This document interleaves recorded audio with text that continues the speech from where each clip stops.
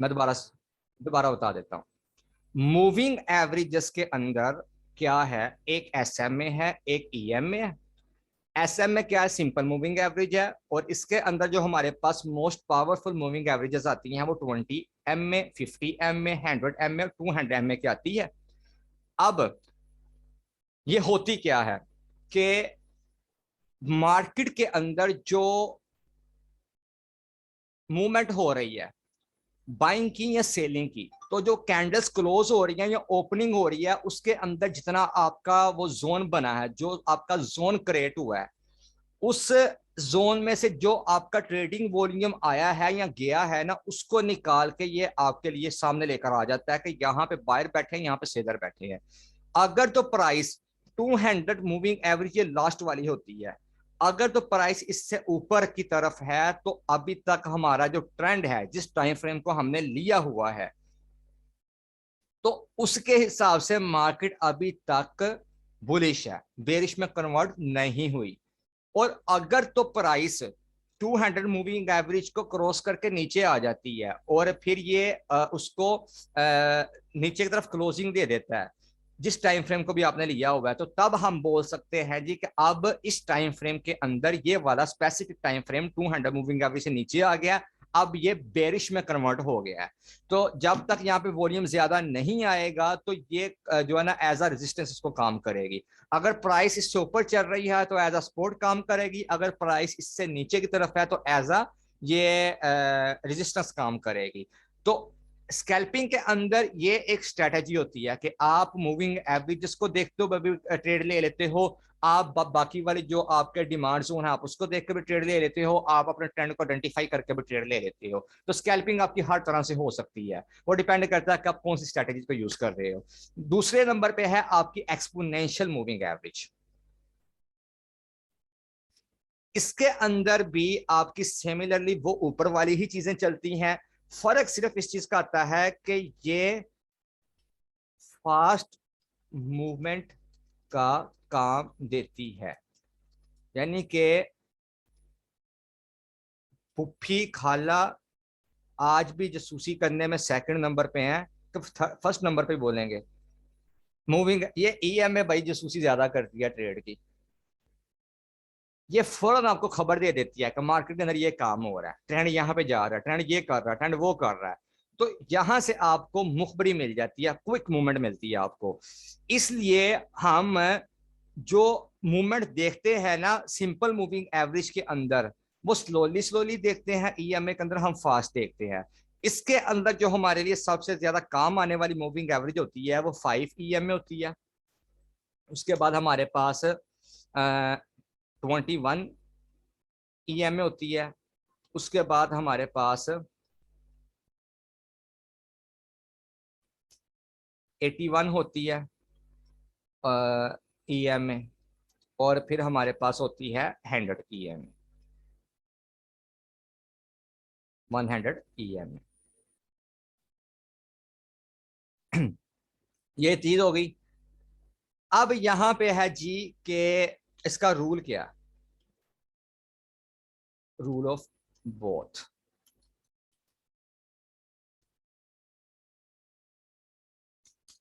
जब भी छोटे वाली मूविंग एवरेज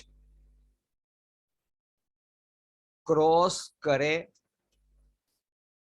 बड़े वाली मूविंग एवरेज को, ठीक है जी, जब भी छोटे वाली मूविंग एवरेज बड़े वाली मूविंग एवरेज को क्रॉस करे ऊपर की तरफ, तो वहां से हमारा क्या स्टार्ट होगा कि बुलिश मूवमेंट स्टार्ट हो जाता है। मूविंग एवरेज को क्रॉस करे, जब भी छोटे वाली मूविंग एवरेज क्रॉस करे बड़े वाली मूविंग एवरेज को, तब ये इशारा होता है इस चीज की तरफ के बुलिश मोमेंटम बोल सकते हैं आप उसको, मोमेंटम स्टार्ट होने लगा है। यहां तक बात क्लियर है। अब इसके साथ हमें किस चीज को मिलाना होता है? वॉल्यूम को।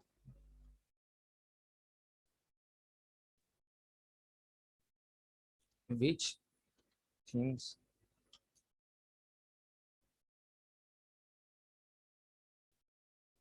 इसको कंपल्सरी ही आप ले।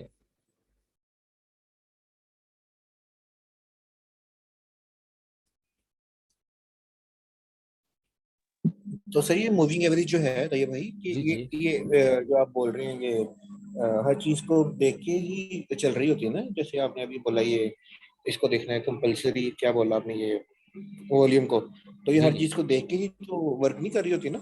बिल्कुल ऐसा ही है। ऊपर मैंने आपको एक छोटी सी चीज समझाई नहीं है कि ये वाला रूल आपका हर चीज में शामिल है। किधर गया? ये देखें, combined strategies never depend on a single indicator. हर किस्म की ट्रेड में शामिल होता है। कभी भी आपने एक इंडिकेटर को देखते हुए ट्रेड नहीं लेनी होती। कभी भी सही आपने एक स्ट्रेटेजी को देखते हुए ट्रेड नहीं लेनी होती। अब यहीं पे एग्जांपल ले ले, अगर यहां पे मैं ट्रेड ले लेता, किधर गया ऑडियो का फाप, ये ले। अगर इस जगह पे मैं पैनिक होकर ट्रेड ले लेता, मुझे पता है कि यार 2 4 10 सेंट का ये फर्क आ रहा है, ऊपर फिर से उसकी रिजेक्शन है, तो मैं क्यों ट्रेड वहां पे लूं? हम्म, ऑर्डर लगा के मैंने छोड़ दिया हुआ है ना। बिल्कुल अगर आ जाएगा वहां पे तो बिल्कुल ठीक है, वैलिड और गुड। अगर नहीं आता तो कोई बात नहीं, फिर वेट करूंगा। बिल्कुल बिल्कुल। तो इसलिए कभी भी हमें एक के ऊपर डिपेंडेंट नहीं होना पड़ता। ये होती है कि आप अपने असाब को मजबूत रखते हो, आप अपनी प्लानिंग करते हो। ट्रेड होती ही प्लानिंग के साथ है।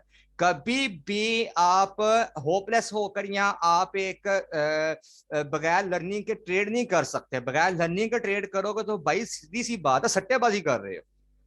आपको पता ही नहीं चल रहा मार्केट के अंदर क्या हो रहा है। ये जो आपकी मार्केट है, ये आपकी मंडी है। आप इसको कुछ भी समझ ले, ये आपकी मंडी है। यहाँ पे ये जो ग्रीन कैंडल्स बन रही है, रेड कैंडल्स बन रही है, ये आपके बायर और सेलर्स बैठे हुए हैं। ये आपके आर्थी यहाँ पे बैठे हुए हैं, सब्जी बेचने वाले बैठे हुए हैं, फल फ्रूट बेचने वाले आपके बैठे हुए हैं, और आप भी यहीं पे बैठे हुए हो। जो रेड वाले हैं वो भी वही हैं जो चीजों को सेल कर रहे हैं, और ग्रीन वाले भी आप लोग ही हो जो चीजों को ले रहे हो। तो आप दोनों के दरमियान में भाई जंग हो रही है, लेने वालों की और देने वालों की। बस ये फर्क है कि प्राइस कहां पे डिसाइड हो रही है, किस जोन पे आप उसको ले रहे हो। तो ये चीजें आपको कंबाइन करके चलनी पड़ती हैं। अगर आप एक ही ऊपर लोग डिपेंडेंट तो आप नहीं ट्रेड ले सकते। अब यहाँ पे कॉम्बिनेशन इस चीज का क्या है, जिसको हम बोलते हैं प्राइस एक्शन। यहाँ पे मैं लिख देता हूं। प्राइस एक्शन के हवाले से लोगों के अंदर बहुत ही एक कॉम्प्लिकेटेड चीज पाई जाती है। वो पैसा बटोरते हैं मार्केट के अंदर। भाई प्राइस एक्शन को देखना पड़ता, ये एनालिसिस करना पड़ता, वो एनालिसिस करना पड़ता, ये है वो है बला है बला बला। और भाई कुछ ऐसा नहीं है। पैसे बस बटोरने के चक्कर है, चूना लगाने के चक्कर है। वो भी भाई कत्थे के साथ लगाते हैं, खाली चूना भी नहीं लगाते। भाई ये ले पान ऐसा तुझे मैं दूंगा बना करके, भाई अगर तुझे होश भी आ गई तो बताना। जब तक नशा उतरता है भाई उसका काम तो बन जाता है। उसके पास वो आईफोन प्रो भी आ जाता है, उसके पास भाई स्विक भी आ जाती है, तब जाकर आपका नशा उतरता है। तो इसके साथ आप इसको लिखें प्राइस एक्शन को। आज आपको प्राइस एक्शन का भी क्लियर हो जाएगा कि प्राइस एक्शन एक्शन में है क्या। ये है जी। आप वॉल्यूम को देखते हो, गेम सारी होती ही वॉल्यूम की है। कितना पैसा आ रहा है, कितना पैसा जा रहा है, आपको यही तो चीज देखनी पड़ती है। मार्केट के अंदर मूवमेंट हो क्या रही है, पैसा निकल रहा है, पैसा आ रहा है। जब आप इस चीज को समझ जाते हो, आपको प्राइस एक्शन के ऊपर पता चल जाता है कि यार यहाँ पे ये काम होने वाला है। वो जैसे कहते हैं ज्यादा बारिश आती है तो ज्यादा पानी आता है। ठीक है, तो इसी तरह से भाई यहाँ पे भी ज्यादा वॉल्यूम आता है तो भाई प्राइस इंक्रीज होती है। जब ज्यादा वॉल्यूम निकलता है तो भाई प्राइस तो डिक्रीज होती है, उसकी प्राइस नीचे की तरफ आती है। आपके पास अपॉर्चुनिटी आती है, उसको बाय करने के लिए आप अपने मार्क जोन करते हो, और उसके बाद आप उसको बाय कर लेते हो। ये होगा वॉल्यूम का। उसके बाद जो दूसरा ऑप्शन आता है आपके पास, इंडिकेटर, सॉरी इसको मूविंग एवरेज को हम लगाते हैं, मूविंग एवरेज को। ठीक है। वैसे इसको मूविंग एवरेज है ना, इसको शुमार इसी तरह से किया जाता है, मूविंग एवरेजेस में ही किया जाता है। ईएमए लगा ले या एसएमए लगा ले, इस तरह से बहुत कम लिखते हैं। ओवरऑल एमए लिखते हैं इसको, मूविंग एवरेज। तीसरी चीज जो होती है हमारी ऑस्किलेटर होती है। ये ऑस्किलेटर का स्पेलिंग क्या है यार, ये हम देख लें। ये है जो ऑस्किलेटर, ऑस्किलेटर। ठीक है, ये आपके ऑस्किलेटर्स की बात हो गई। उसके बाद जो चौथी आपके पास चीज आती है योर ऑन स्ट्रैटेजीज।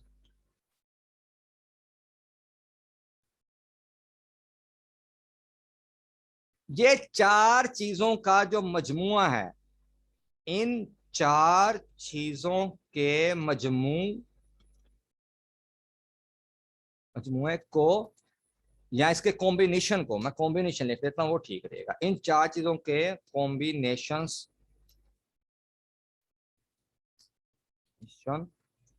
को प्राइस एक्शन कहते हैं। ठीक है जी, इन चार चीजों के, वॉल्यूम को, मूविंग एवरेज को, ऑस्किलेटर्स को, और जो आपकी स्ट्रेटेजी बन रही है, जब ये चीजें आपस के अंदर कंबाइन होती हैं तो प्राइस एक्शन होता है। आप समझ लें कि आ जाते हो अपने एक्शन पे, आप अपने सीट पे आ जाते हो और वहां पे से फिर आप फायर करते हो, अपने उस चीज को उठाते हो और जहां पे आपको अच्छा जोन मिलता है वहां पे आप उसको सेल ऑफ कर देते हो। ये है जी पूरा खुलासा आपका। और इसके अंदर ऊपर अगर हम चीज को ऐड करें मूविंग एवरेजेस के अंदर, वो मैंने आपको पहले हाँ एक चीज यहाँ पे ऐड करनी थी कि डेथ क्रॉस के हवाले से जो बहुत एक चीज बोली जाती है, इसके अंदर मैंने बताया ना आपको, जब छोटे वाली मूविंग एवरेज आपको बड़े वाली मूविंग एवरेज के ऊपर क्रॉस ओवर देती है, जैसे 20 के मुकाबले में अगर हम लेकर आए 50 को, तो कौन सी छोटी मूविंग एवरेज है, 20 है या 50 है? जल्दी से बताएं जरा। 20 20 है। अगर हम 50 को, 20 अगर हम 20 का उसके 50 के मुकाबले में अगर हम लेकर आए 100 को, कौन सी छोटी होगी? 50 50 वाली। और अगर हम 100 के मुकाबले में लेकर आए 200 को, तो कौन सी छोटी बनेगी? 100 डेफिनेटली 200 100 200 सॉरी वाली ये बड़ी बन जाएगी, 100 वाली छोटी बन जाएगी। अब 100 अगर 50 वाली मूविंग एवरेज 200 वाली मूविंग एवरेज के साथ साथ चलती जा रही है, ठीक है, और उस जगह पे आपने देखा कि 50 ने क्रॉस ओवर दिया ऊपर की तरफ 200 सही को, तो उस जगह पे हम ये बोल सकते हैं ना कि भाई जो छोटी मूविंग एवरेज के अंदर, छोटे टाइम फ्रेम के अंदर जो बायर बैठे हुए हैं, वो आपस के अंदर रजामंद हो चुके हैं कि हम प्राइस को ऊपर की तरफ लेकर जाएं। तो वो क्रॉसओवर हो गया उसका, जिसको हम बोलते हैं बुलिश क्रॉसओवर। बड़ी मूविंग एवरेज के साथ क्रॉस से उसको ऊपर की तरफ जा रहा है। कितना कितना बीच में सही डिफरेंस आ रहा है, कहां पे 50 है, कहां पे 200 है, आधे से भी ज्यादा का फर्क आ रहा है, 150 का बीच में गैप है। तो जब यही इसका ऑपोजिट हो जाए, 200 मूविंग एवरेज 50 वाली को क्रॉस दे नीचे की तरफ, तो यहां पे ये चीज मुराद होती है कि भाई अक्सरियत की जो तादाद है ना पार्लियामेंट के अंदर, उनका वोट इस तरफ है कि हमने प्राइस को नीचे की तरफ लेकर जाना है। हम यहाँ पे बिल्कुल रजामंद नहीं है कि हम ये रेट रख सके, तो जिस तरफ वोट ज्यादा हो जाएंगे तो उन्हीं की बात मानी जाएगी ना, तो उसको हम बोलते हैं डेथ क्रॉस। वहां पे वॉल्यूम नीचे की तरफ आना शुरू हो जाता है, वहां पे बायर कम हो जाते हैं, उनकी मानने वाले लोग कम हो जाते हैं, वो बेचारे फिर मजबूर हो जाते हैं, वो वेट करते हैं, वो फिर नीचे आ जाती है मार्केट। तो इसी को हम बोलते हैं डेथ क्रॉस और इसी को हम बोलते हैं बुलिश मूवमेंट। और मोमेंटम क्या हो रहा है मार्केट के अंदर उसको हम चेक करते हैं, चेक करने के बाद हम अपनी वहां से ट्रेड लेते हैं और हम अपनी अपॉर्चुनिटी का वेट करते हैं। यहां तक सबके सवाल क्लियर हैं, कोई डाउट तो नहीं है? सिग्नल जो हमारा बना हुआ है हम उसका वेट करेंगे। उसके करीब करीब ये देखें आया था 180 के करीब, ये आया था 180.05 के। होपफुली ये हो सकता है नेक्स्ट कैंडल के अंदर नीचे की तरफ आ जाए।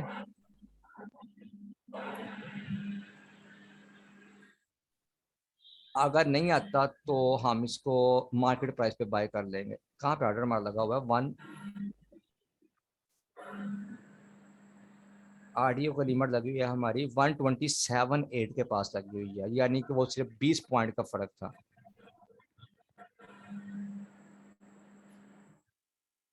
चले आ जाएगा, उठा लेंगे उसको वहां से। अच्छा जी क्या आपके माइंड में कुछ सवाल है तो पूछ लें भाई उसको।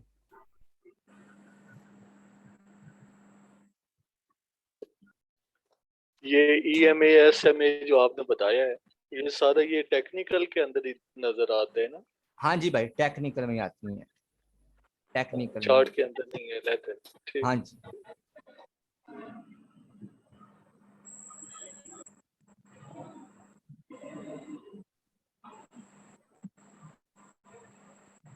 ये एक टूल है जिसको आप अपने चार्ट पे यूज कर सकते हैं कि आप अपना एक जोन क्रिएट कर लेते हैं कि अगर तो चाहे आप फ्यूचर में ट्रेड कर रहे हैं, ये बेसिकली है तो फ्यूचर के लिए बनाया उन्होंने, लेकिन आप इसको यूज कर सकते हैं अपने स्पोर्ट के लिए भी। आपके पास एक मार्क जोन हो जाता है कि इस जगह से मेरी एंट्री बनती है, तो जो है ना यहाँ से अगर वो ग्रीन वाले एरिया में रहता है तो मेरा इतने % प्रॉफिट बनता है।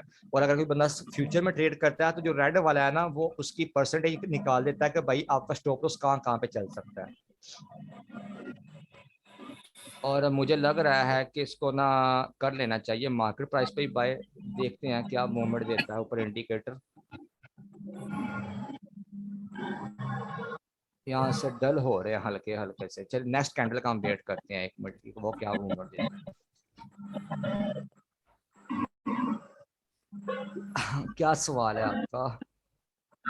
यहाँ पे अभी जैसे आप ये चार्ट आप देख रहे हैं, इसमें आप वो टेक्निकल के अंदर नहीं चेक कर सकते कि वो क्या दे रहे हैं इस ये चीज में ऐसे में? ये शोर किसका आ रहा है यार? शोर तो बंद कर लो।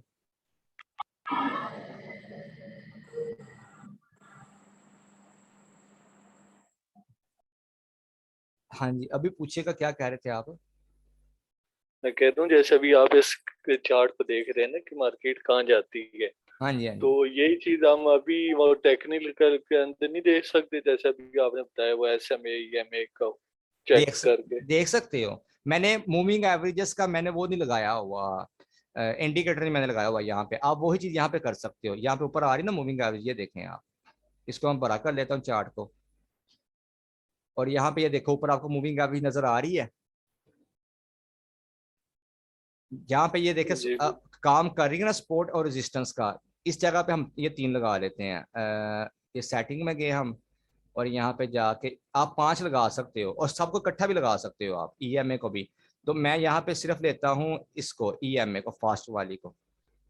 तो ये 5 हम मूविंग एवरेज यहाँ पे लगा लेते हैं। एक 5 को लगा लेते हैं हम, उसके बाद हम 10 को लगा लेते हैं, फिर हमारे पास 21 है, 50 की, और ये लें जी 81 की मैं लगा लेता हूँ। ये मेरे पास आ चुकी ये हैं।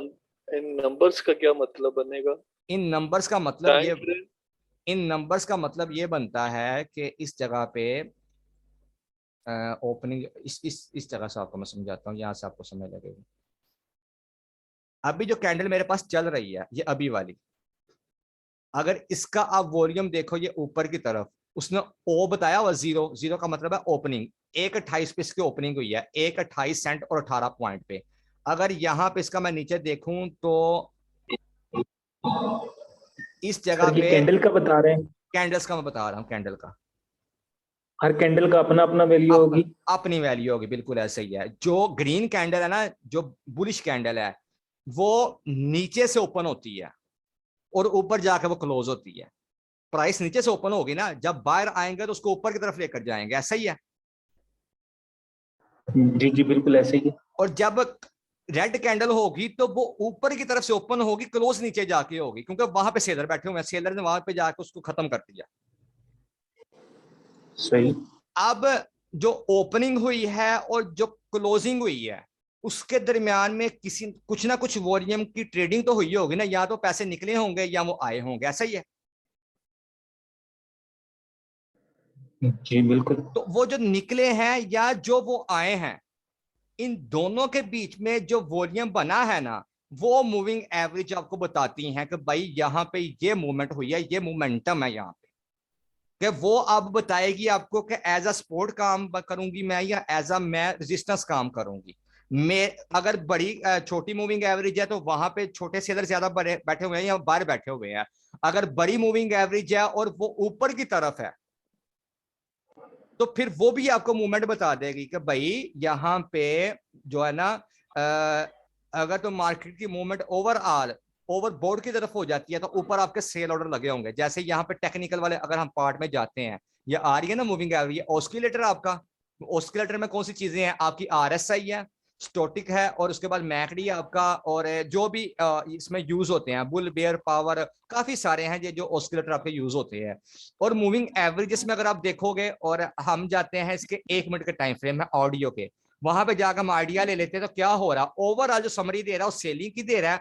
ऑस्किलेटर में से जो है ना 7 न्यूट्रल पे हैं और 4 जो है मुझे सेलिंग का ऑप्शन दे रहा है। मूविंग एवरेजेस में मैं देखूं तो 9 मूविंग एवरेज मुझे दे रही हैं जी, सेल का ऑप्शन दे रही है, सेलिंग पे है, एक न्यूट्रल पे है और 5 बाइंग पे है। अब नीचे एक्शन कहाँ पे है, किस किस जगह पे है? एक्सपोनेंशियल ईएमए जो है 128.30 पे वो सेलिंग लगी हुई है। 20 कौन सी है? 128.35 पॉइंट पे ये सेलिंग लगी हुई है। उसके बाद अगर हम नीचे की तरफ आते हैं तो बाइंग कहाँ पे है भाई? एक्चुअल में जो मेरा प्राइस बन रही है ना, वो देखो 200 moving average as a support काम कर रही है ना, तो वहां पे बायर बैठे हुए हैं ईएमए पे भी और एसएमए पे भी। तो एक्चुअल में जो मेरा पॉइंट बन रहा है ना, ईएमए को देखते हुए मेरा पॉइंट ठीक लगा था, और 200 को मैं देखूं तो 128 के ऊपर अगर करंट प्राइस पे अगर मैं इसको बाय कर लेता हूं तो वो भी मेरे लिए एक अच्छा जोन है कि 200 की मूविंग एवरेज है। अब इसके ऊपर जब भी आएगी तो एज अ रेजिस्टेंस काम करेगी, तो इसलिए मेरे जोन ठीक बने हुए हैं। मैंने उससे पहले इसको नहीं देखा, मैंने सिर्फ इस चीज को मार्क किया है। ये ले जी, वो अपनी जगह पे आ गए हैं। वो अब मेरे विक नीचे लग गई है, मुझे उम्मीद है कि वो मेरे हमारे ऑर्डर जो है ना वो हो गए होंगे, एग्जीक्यूट हो गया होगा।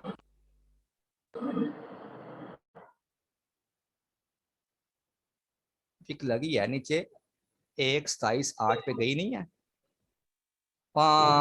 ये देखो कुछ पॉइंट की कमी आई है यहाँ पे, वो 127.84 पे है और 127.80 पे हमारी वो बाइंग लगी हुई है।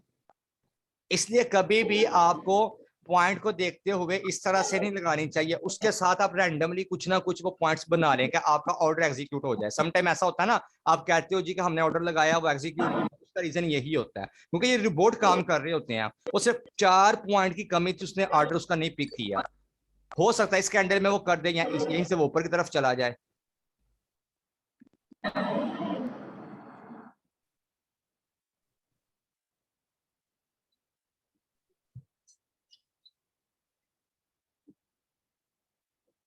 वैसे ही हमारे मार्क में आ चुका हुआ है, अगर इसको हम करंट प्राइस पे भी लेना चाहें तो हम ले सकते हैं।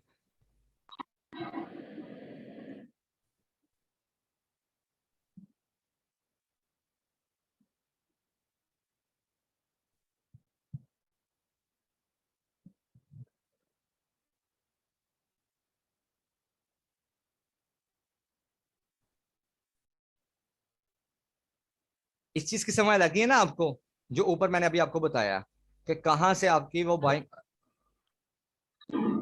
ओ यार, ऑर्डर कैंसिल किया, वो नीचे आ गए, अब ऊपर चला गया। वो देखो वहां से प्रेशर आ गया ना, उसका पड़ गया। तो इसलिए यहाँ पे हमारी मार्केट प्राइस बेहतर है भाई। मैं इसलिए रेकमेंड नहीं करता कि आप लिमिट वगैरह लगाओ, मार्केट प्राइस पे उसको उठाओ और मार्केट प्राइस पे उसको आप सेल कर दो। ये हमारा ऑर्डर बुक हो गया, अब हम इसको चेक करते हैं कहाँ तक जाता है। अगर पहला मेरा टारगेट ये वाला बनेगा, ग्रीन जोन में रहते हुए जहां तक मुझे अच्छा प्रॉफिट मिलेगा हम वहां से निकल जाएंगे।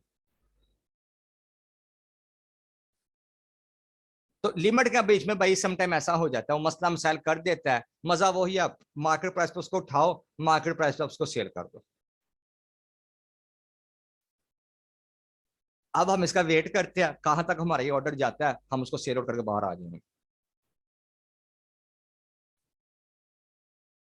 क्या कह रहे थे, आपका कोई क्वेश्चन था?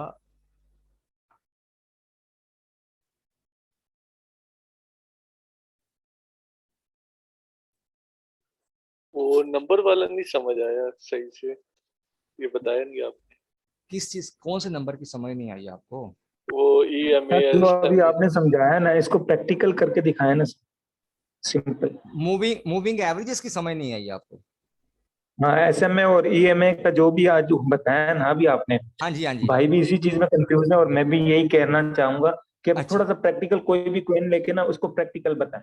ठीक है ठीक है, मैं कर देता हूँ, मैं कर देता हूँ। इस चार्ट में नहीं बताना जहां पर, क्योंकि इसमें बहुत कुछ आगे पीछे लिखा हुआ है। नहीं, चार्ट पे आप सिंपल में स्टार्ट करके बताएंगे ना, ताकि हमें इजीली समझ आ जाए। मैं कर देता हूँ, मैं कर देता हूँ, मुझे सिर्फ इसका एक जोन मार्क करने दे, मैं देख लूँ जरा इसका क्या जी जी, हिसाब बिल्कुल था, बिल्कुल। क्या हिसाब था। अगर फिर हम ट्रेड से बाहर निकल जाए तो आपको लाइव पता चल जाए कि वो किस हिसाब से ट्रेड हम लेते हैं। ये स्कैल्पिंग हो रही है आपकी, ये आज मैंने आपको अपने सामने एक प्रैक्टिकल चीज करके दिखाई है।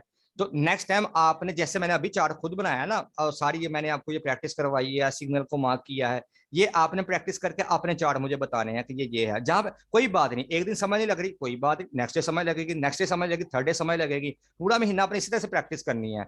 आप खुद करोगे तो आपको पता चलेगा, अगर मैं करवाता रहूंगा तो लकीर का फकीर बनोगे, और ये काम हमने करना नहीं। जी सही हो गया। हाँ जी। ये हमारी वैसे बाइंग कहाँ पे हुई थी? ये ऑर्डर अगर हम इसका चेक करते हैं तो 1.284 पे हुई है बाइंग इसकी, और 5 के ऊपर। चले इसको बाद में देख लेते हैं कहाँ तक जाता है ये। होप अगर हम 3 मिनट के टाइम फ्रेम में देखते हैं तो हाँ ठीक है, ये जाएगा, ये तकरीबन वापस अपने जोन में चला जाएगा, कोई 2% का फर्क आ जाएगा। मैं 1 मिनट यहाँ पे आकर आपको चेक करवाता हूँ मूविंग एवरेज इसका, किसी और कोई नहीं बता देता हूँ।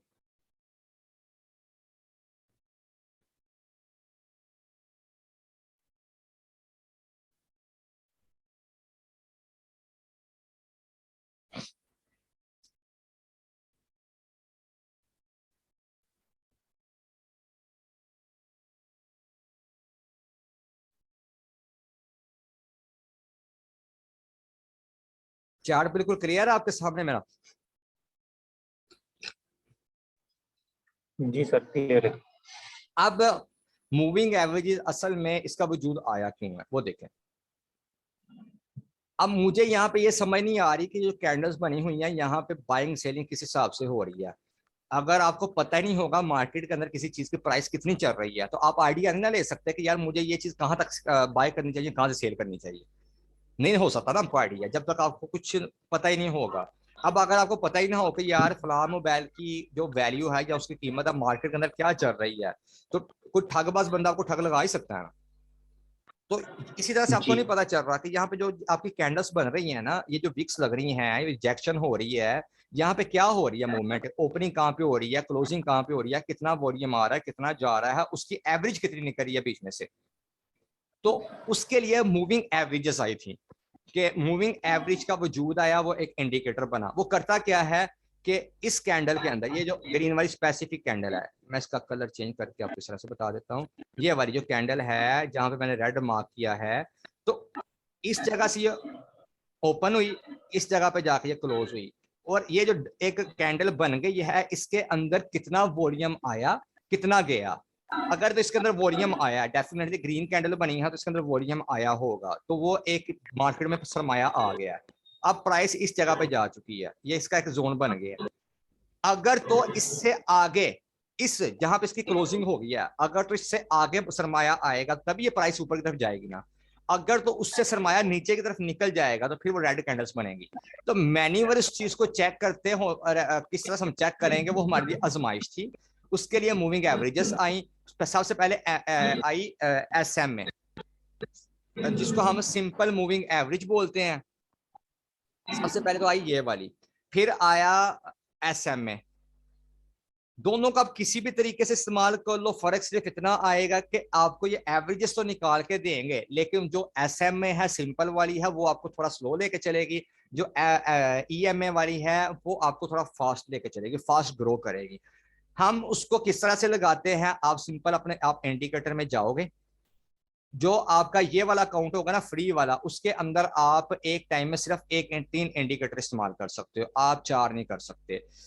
उसमें के लिए मैं यहाँ से जो KDJ है उसको मैं रिमूव कर देता हूँ, रेड लाइन को, और यहाँ से जाकर मैं तीसरा इंडिकेटर लगाता हूँ मूविंग एवरेजेस के हवाले से। आप यहाँ पे आकर सर्च करोगे EM में, तो वो सारे इसके मुकाबले में आपको मिल जाएंगे। ये है moving average exponential, double EM में, ट्रिपल EM में। तो इस तरह से बहुत सारे लोग ऐसे हैं कि जिन्होंने खुद वो डेवलपिंग की है और वो उसको लगा देते हैं। ये एक है जी डॉक्टर स्वीट्स के नाम से, उसको 6,317 लाइक्स मिले हैं, 70 लाइक्स। उसने कौन सी डेवलपिंग की है टूल की EMA के अंदर, उसने 20 की लगाई है, 50 की लगाई है, 100 की लगाई है और 200 की लगाई है, जो मैंने आपको बताया था कि इस तरह से इस्तेमाल होती हैं। तो हर बंदे का प्राइस सेक्शन अपना होता है, उसकी स्ट्रैटेजी अपनी होती है, और वो देखता है कि कौन सी मूविंग एवरेज को मैंने कंबाइन करके स्ट्रैटेजी बनानी है। तो इसके हवाले से अगर आप जाकर थोड़ा वो सर्च भी करोगे ना, तो एक्सपर्ट बंदों की नजर में जो चीजें आती हैं ना, आप उसको पढ़ सकते हो, आप उसको रीड आउट कर सकते हो, कौन सी मूविंग एवरेज के साथ किस मूविंग एवरेज का हम कॉम्बिनेशन करेंगे तो हमें क्या रिजल्ट देगी। तो ये आपको बहुत सारी PDF में चीजें मिल जाएंगी। तो एक है जिसको मैं यूज करता हूँ, EMA जिया ओपन प्रॉफिट के नाम से बंदा है जिसने इसको डेवलप किया हुआ है। आपने उसको सिंपल जाके जब सर्च करना है तो आपने उसको फेवरेट में ऐड कर लेना है। तो अगर यहाँ पे मैं इसको देख लेता हूँ 20 वाली को, तो हम 20 वाला लगा कर देख लेते हैं कि ये क्या कहता है। तो मैंने उसको ऐड टू फेवरेट कर लिया और मैं सिंपली यहाँ पे क्लिक कर दिया। जैसे मैंने यहाँ पे क्लिक किया तो मेरे पास ये मूविंग एवरेजेस ओपन हो गई। कौन सी? 20 की, 50 की, 100 की, 200 की। अब ये मेरे पास टाइम फ्रेम कौन सा है? मेरे पास ये टाइम फ्रेम है जनाब 15 मिनट का। 15 मिनट के हिसाब से जो नीचे वाली मूविंग एवरेज है ब्लू वाली, वो आपको साथ बता रहा है ना कि ये 200 की मूविंग एवरेज है। ये देखे लास्ट पे